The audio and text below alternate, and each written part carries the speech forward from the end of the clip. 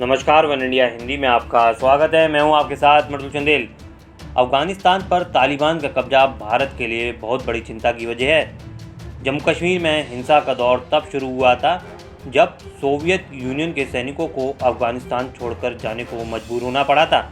तारीख गवाह है कि पाकिस्तान ने बाद में उस युद्ध के लॉजिस्टिक का भारत के खिलाफ प्रॉक्सी वॉर के लिए इस्तेमाल करना शुरू किया। इतिहास एक बार फिर उसी मोड़ पर आकर खड़ा हो गया है।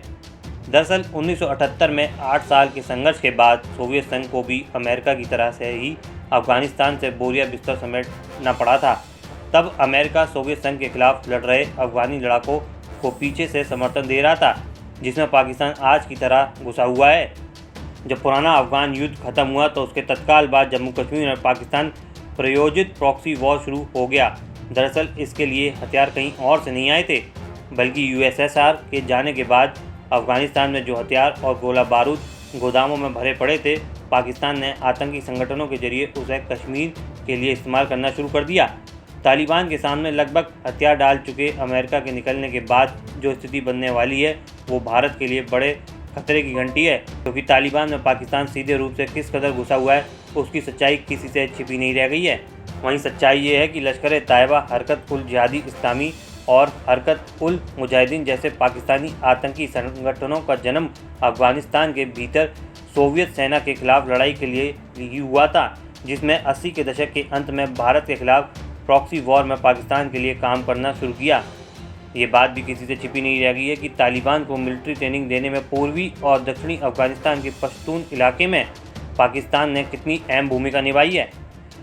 बता दें, अफगानिस्तान से सोवियत का वर्चस्व खत्म करने के लिए जिस अमेरिका ने कभी पाकिस्तान के प्रेम में जिहादियों का परचोक समर्थन दिया था, 11 सितंबर 2001 में वही उस पर भारी पड़ गया। लेकिन इसके बाद अमेरिका को होश जरूर आया और तालिबान को सत्ता से दूर किया गया। ये अलग विडंबना है कि न्यूयॉर्क में हुई उस आतंकी वारदात की 20वीं बरसी से ठीक पहले तालिबान वापस आ चुका है। आपको बता दें, अफगानिस्तान की हार पर जिस तरह से पाकिस्तान और उसके हुक्मरान उत्साहित हैं, भारत की पुरानी खौफनाक यादें ताज़ा हो जाती हैं। I-814 विमान अपहरण कांड को भूला नहीं जा सकता है।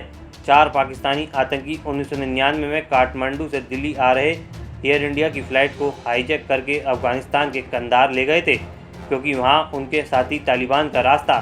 तालिबान की मदद की वजह से ही पाकिस्तानी अपहरणकर्ता 150 हवाई यात्रियों के बदले मौलाना मसूद अजहर, मुश्ताक अहमद जरगर और उमर सईद शेख जैसे आतंकियों को रिहा करवाने में कामयाब हो गया था। तालिबान की मदद से छूटा पाकिस्तानी आतंकी मौलाना मसूद अजहर ने फ़ौरन जैश-ए-मोहम्मद जैसा आतंकी संगठन बनाया, जिसने 13 दिसंबर 2001 में संसद पर हमले को अंजाम दिया था।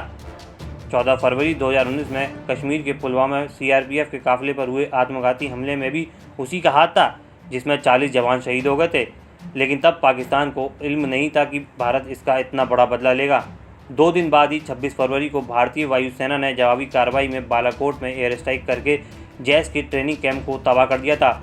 रिपोर्ट के मुताबिक इसमें कम से कम 300 आतंकी ढेर कर दिए गए थे। इस खबर में फिलहाल इतना ही। बने रहिए वन इंडिया हिंदी के साथ।